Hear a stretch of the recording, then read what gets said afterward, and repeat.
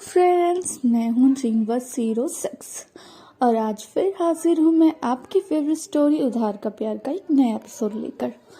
तो जैसा कि हमने पिछले एपिसोड में जाना था कि संयोगिता इस बात संयोग की कोई भी बदली सलूकी सहने से मना कर देती है। संयोग को भी अपनी गलती का एहसास हो जाता है, पर ज़ारा भाभी की लगाई आग के कारण संयोग अपनी गलती को नहीं समझ पाता है और संयोगिता से कहता है कि वो कॉलेज ना जाए। पर संयोगिता उससे कहती है कि वो कॉलेज जाएगी। संयोगिता का इस तरह से अपने खिलाफ खड़े होना संयोग बर्दाश्त नहीं कर पाता है और वो सोचता है कि संयोगिता को कॉलेज क्यों जाना है। अब आगे संयोगिता ने जब किट्टू को गले लगाकर ये कहा कि प्लीज़ तुम मुझे छोड़ के कभी मत जाना, तब किट्टू ने उससे कहा, क्या हुआ संयोगिता, तुम इतनी उदास क्यों हो। संयोगिता ने बस उदास आंखों से ये कहा, किट्टू मेरी ज़िंदगी में तुम्हारे अलावा और कोई खुशी नहीं है। तुम्हारे अलावा ऐसा कोई भी इंसान इस दुनिया में नहीं है जिसको मेरी ज़रूरत हो। लोगों के लिए मैं एक सम्मान हूँ। तुम मुझे एक इंसान की तरह समझती हो। प्लीज़ कभी मुझसे अलग मत होना। किट्टू संयोगिता की ऐसी इमोशनल बातें सुनकर खुद में इमोशनल हो गई और उसे खुश करते हुए बोली, पागल, मैं तुझे छोड़कर कभी नहीं जाऊंगी। एक काम कर, तू अपने पति को डाइवोर्स दे दे, मुझसे शादी कर ले, फिर हम साथ साथ रहेंगे। किट्टू की ऐसी बातें सुनकर संयोगिता खिलखिलाकर हंसी। किट्टू तू भी पागल है। उसके बाद वो दोनों क्लास के लिए निकल जाती हैं।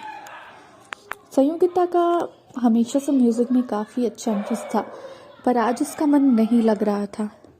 उसे रह रहकर संयोग का उसके साथ की गई बदसलूकी याद आ रही थी और वो बहुत उदास थी। संयोगिता को आज इतना बेचैन देखकर किट्टू भी समझ गई कि कुछ बहुत बड़ा हुआ है, पर वो जानती थी कि संयोगिता वो कभी नहीं बताएगी। संयोगिता हमेशा अपना दर्द अपने अंदर ही संभाल लेती थी, इसलिए उसने भी कुछ नहीं कहा। बस उसने कहा, संयोगिता मैं तुम्हारे साथ हमेशा रहूँगी, तुम बस खुश रहो। और अगर तुम्हें लगता है कि तुम अपनी बातें मेरे साथ बांटना चाहती हो तो मैं तुम्हारे लिए हमेशा अवेलेबल रहूँगी। तुम जानती हो, तुम मुझे अगर रात के 2 बजे भी कॉल करोगी तो मैं तुम्हारा कॉल उठा लूँगी। संयोगिता ने उसका हाथ पकड़ कहा, मैं जानती हूँ। संयोगिता हमेशा से जानती थी कि किट्टू उसके लिए हमेशा से है। फ़ोन पर भी वो उसी से बातें करती थी, जिसे देखकर ज़ारा भाभी बातें बना रही थी। संयोगिता उसी के साथ मुस्कुराती थी। नहीं तो मुस्कुराना तो वो जैसे भूल ही गई थी। उसके आसपास के लोगों ने तो कभी ना उसकी हंसी देखी थी और ना देखने की परवाह की थी। बस वो एक सामान की तरह थी जो पड़ी रहती थी। भले ही संयोग के दिल में वो थी, पर संयोग को उसे जताना नहीं आ रहा था। वो नहीं समझ पा रहा था कि वो कैसे उसे बताए कि वो उसके लिए इम्पोर्टेंट है। वो एक ऐसा रिश्ता था जो वो कभी नहीं चाहता था, पर अब चाह कर भी वो इस रिश्ते से दूर नहीं हो पा रहा था। उसे लग रहा था कि वो फेल हो गया है। वो अनुप्रिया सब किए हुए अपने वादे को तोड़ रहा है। इसीलिए वो संयोगिता से कभी कुछ नहीं कहता था, पर वो जानता था कि अब संयोगिता से दूर जाना वो बर्दाश्त नहीं कर सकता था। संयोगिता की ये बेरुखी संयोग को सच में कचोट कर रख गई। संयोग को पता था कि इसका एक कारण उसकी बदसलूकी भी है, पर उसे रह रहकर ज़ारा भाभी की बातें भी याद आ रही थी। ऐसा नहीं था कि उसने संयोगिता को पहली बार ऐसे बुरी तरीके से ट्रीट किया है, पर संयोगिता का इस तरह से आवाज़ उठाना कि इसका मतलब ये नहीं है कि सच में संयोगिता के पास कोई ऐसा है जो अब उसे संभाल सकता है। तो क्या शायद संयोगिता इससे उससे दूरियां बनाना चाह रही है ताकि वो किसी और इंसान के पास चली जाए। संयोग को ये कतई बर्दाश्त नहीं था। संयोग ने किसी के पास फ़ोन मिलाया और उसके बाद वो घर आया। घर आने के बाद संयोगिता डायरी में बैठे बैठे कुछ लिख रही थी और गुनगुना रही थी। तुम मिले तो जीना आ गया, तुम मिले तो जादू छा गया, तुम मिले तो लोगों से क्या वास्ता।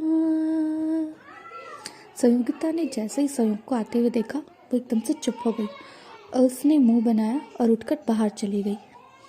संयोग ने जब संयोगिता को ऐसे गाना गाते हुए देखा और फिर उसका ऐसे उठकर जाना देखा तो वो परेशान हो गया।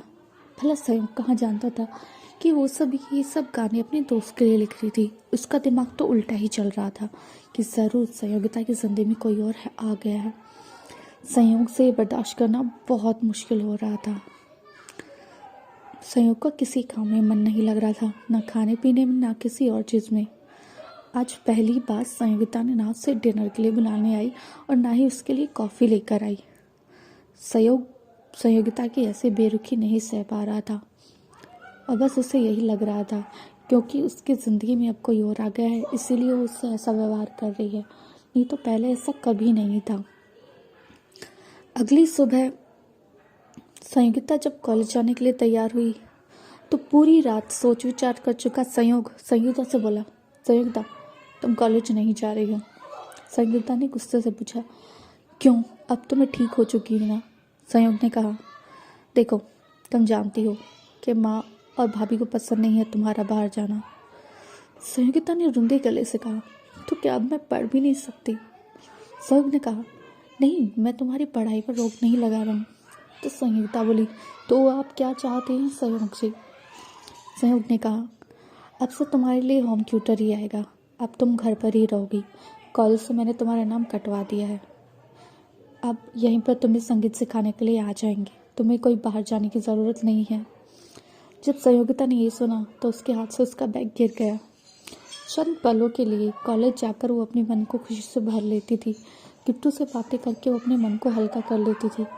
उसकी इकलौती खुशी भी आज उसके पति ने, जिसे वो बहुत दिल से चाहती थी, उससे छीन ली थी।